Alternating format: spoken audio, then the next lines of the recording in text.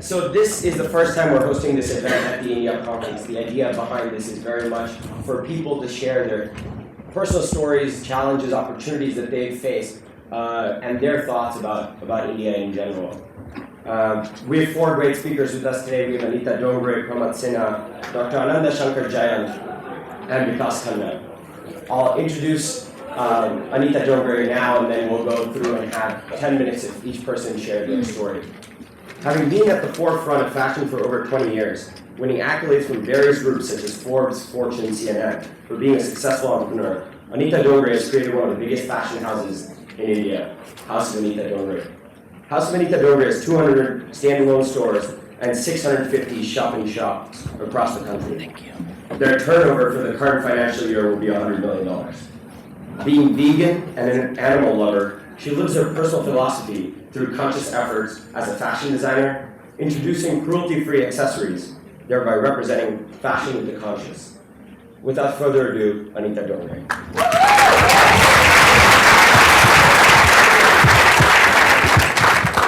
Here? Okay, pleasure to be here. I don't know, I mean, all of you studying at Howard, I don't know whether you realize how fortunate you are. All my life, I had one burning desire, and that was to do an MBA from Howard. Never got around to doing it, but here I am 30 years later.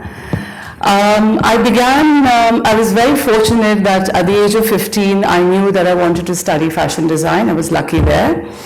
Armed with a fashion design degree from Bombay at 21, unable to do the Harvard. I started the business literally with 2 sewing machines in my bedroom. From the 2 sewing machines in the bedroom, got thrown out of my mom within a year because I, cluttered the house, got thrown out into a friend's car garage. From the friend's car garage to multiple, little factories, slums of Mumbai, Dharavi, terrible places to work in, industrial sheds, and finally last year, a long-standing dream of mine to create one of the most beautiful spaces in India, to create a world-class fashion house, came alive just last year, last March.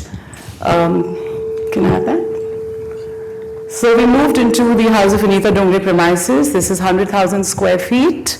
It's an eco-friendly, environmental-friendly building, designed by scratch from me and my team. 700 of us work from this building.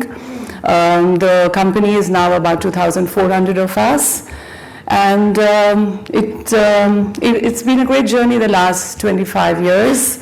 Several ups and downs, but I think the one thing that has worked and got us to where we are today is just a lot of hard work, a lot of perseverance, never giving up. There have been moments when I wanted to give up, but every morning's been, woken up fresh and said, no, I think I can make this happen.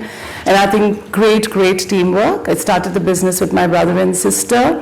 All 3 of us have the same passion and zeal, and of course today it's a completely professional organization with some amazing professionals working with us. So now back to me. I am a mother of 6. I have 6 babies. The first one is Yash. He's right here, sitting in front of me. Yash is 24 years old. And the other 5 babies are my 5 brands, which are as dear to me as Yash is to me. So I'm going to start talking about them. So, Yash came into my life 24 years ago. He's a blessing. 18 years ago, I was absolutely dying to create a brand that I felt that the Indian woman needed, because times were changing. The Indian woman had finally decided that, she's going to start taking up careers. She was working. So and was India's first breath designer label. That was, it was just my answer to the Indian woman, because that's what she needed. It was reflecting the growing change in India. It was a success from day one. 18 years ago, there was no looking back. I meet countless of women who are grateful for me having brought Anne to their lives. I'm happy that I could do that. Baby number 2. Baby number 3, Roval Desi. I come from Rajasthan and brought up in Mumbai, but my growing years were spent in Rajasthan. Rajasthan has a huge impact and an influence in my life. I was absolutely dying to create a brand that reflected India, that reflected Indian prints, that used Indian colors, that was just India in essence, and hence was born Global Desi. Global Desi is, I think, a bohem, it's a part of me, there's a bohemian part of me that had to come alive in Global Desi. It's the brand I have the maximum fun with. It's just amazing, it's energizing to create for Global Desi. What followed is Anita Dongre Bridal, which came very late into my life. About 5 or 6 years ago, I was dying to create bridal wear. I was wanting to create bridal lehengas that are light, that are easy. My bridal lehengas come with pockets. They are lehengas that a bride can dance all night with. Gone were the days 20 years ago or 25 years ago when Indian brides stood with a 20-kilo lehenga in one place, namaste, and did not dance at their own weddings. So for me, Anita Dongre Bridal Wear was reflecting this new age Indian woman who had changed. I preserved the craft of Gotapati, which is from Rajasthan, and it's a beautiful craft, and all my lehengas are with Gotapati. Then we come to Pink City. Pink City was inevitable. It's precious jewelry. It had to follow Anita Dongre Bridal. It's again manufactured in Rajasthan. I keep going back to Jaipur for inspiration. And it's again the Jarao craft of Rajasthan, which is a beautiful craft. Well, the newest baby number 6. So I, by now, had started traveling and I was drawn to the villages of India. I'm a born, brought up Mumbai city girl, but having seen Rajasthan, I started traveling to other villages, started traveling to Gujarat, and I started meeting artisans who were just amazing with their craft. I mean, I could not believe the work I was seeing in front of me. A couple of NGOs approached me and they said to me that, what we really need from you, Anita, is there's this amazing craft in the country, but the craftsmen don't know how to utilize this craft and how to put the craft in the marketplace. They don't know what are the kind of designs that are relevant in the world today. So, we really need your design expertise here. Design is something I understand best, and it became a pleasure for me to start working with the craftsmen and to contemporizing their designs, to changing the color combinations. The skill was theirs, the designs and the colors came from me and my team. Once we did that, we realized that what was really required also was a marketplace for the craftsmen. You could have all this beautiful craft, but where does it sell? How is it going to, how is the world going to see it?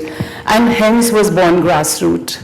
So Grassroot is baby number 6. This is a small film I want you to see which captures the essence.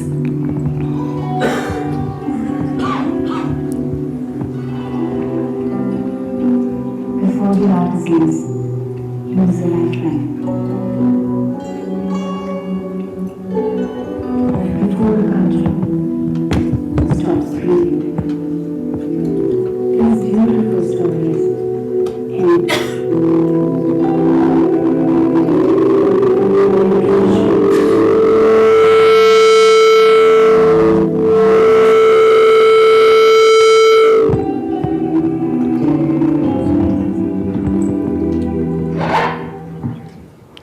So Grassroot essentially works on,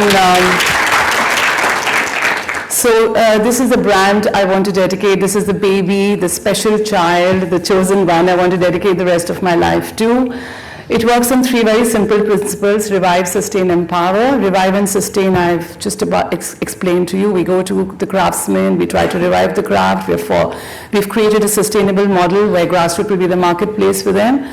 Empower. We've just started the empowerment program. The Anita Dongre Foundation has just begun work in a village called Charoti, which is 2 hours away from Bombay. Here we are partnering with the Indian government. And this was a village where there was no skilled craftsmen and no skilled labor. The only source of income in the village was agriculture. And due to the vagaries of monsoon, there could be years when the villagers had there was no work and there was no money even to eat food. We've gone in, we've started training about 40 women. We've taught them the art of sewing, we've taught them hand embroidery, and we've created a workshop there. I firmly believe the answer to, I believe companies today and corporates need to understand that we need to take the work to the villages, and the villager does not have to come to the city looking for employment. Villages have to become a sustainable model, and it's really our work to ensure that work goes to the villages. So Charity is a successful program. It's worked beautifully because it's provided a source of income for the village woman while living in her own village and without having to move to the city. Grassroots for me is a brand that for me it's a global brand. I wanted to reach beyond culture, beyond race, beyond color. I want any woman in the world to identify with it, but it has an Indian soul, and it works towards the 3 principles I spoke about. My dream for the future is I really believe that what we fashion designers and as a community have to now look after is the craft is not going to survive if we don't do something really seriously about it right now, because we're losing time. There's probably the next generation is not going to practice the craft that their fathers did, whether it's the weavers from Benares or whether it's even a woman in Bhuj and does the beautiful hand embroidery. The children are not taking to the craft. The children today want to migrate to the cities. They want to become computer operators. I think it's great. I think technology must be taken to the villages. Our villages must have technology. But I dream of a village where the handloom and the laptop and your WhatsApp and your Wi-Fi survive next to each other. For me, technology has to be the tool. It has to be an enabler. But I really am concerned that we need to preserve the old, because in one more generation, and we'll have lost some crafts. So many crafts in India that are just so intrinsic to India and are not practiced in any part of the world. So it's this whole need of wanting to hold on to the old, but still embracing the new. I feel the same about recipes, Vikas. All our mothers and our grandmothers' recipes, I feel, are just going to go down because the young are no longer cooking. So I just feel that that's another thing we need to preserve: the food, the crafts. There's so much to be done. I'm ending with this little film. I want to tell you a little about it.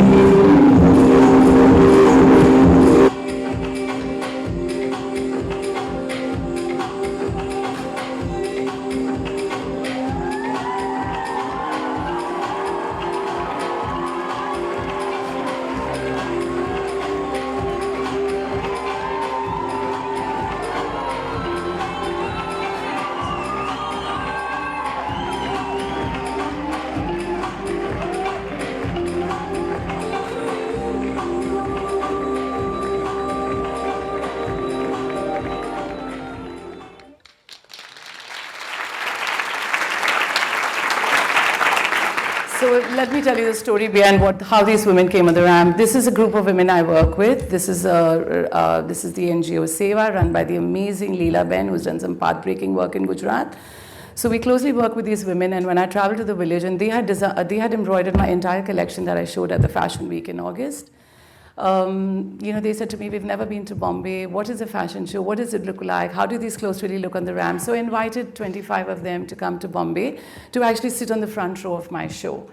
There was a curfew in Ahmedabad. They managed to make it literally 2 hours before my show was to start. They walk in backstage and they see the models walking, and I was amazed because these women really, to me, are inspirational. And they said, I thought it would be a great idea. They walked the ramp, and they said, can we walk the ramp? We don't want to sit on the front row. We want to be your showstoppers. And I said, you sure, ladies? No rehearsals, nothing. These ladies walked into the ramp so confidently. As you saw, to a standing ovation, and to bloggers, 22-year-old bloggers on the front row who actually wept. And everybody had a lump in their throats at the end of this show because these women are amazing. So I thought this was my tribute to the craftsmen. It was great for me to bring them on the ramp. I think it's the first time anyone's ever brought the craftspeople to the ramp. And that's me.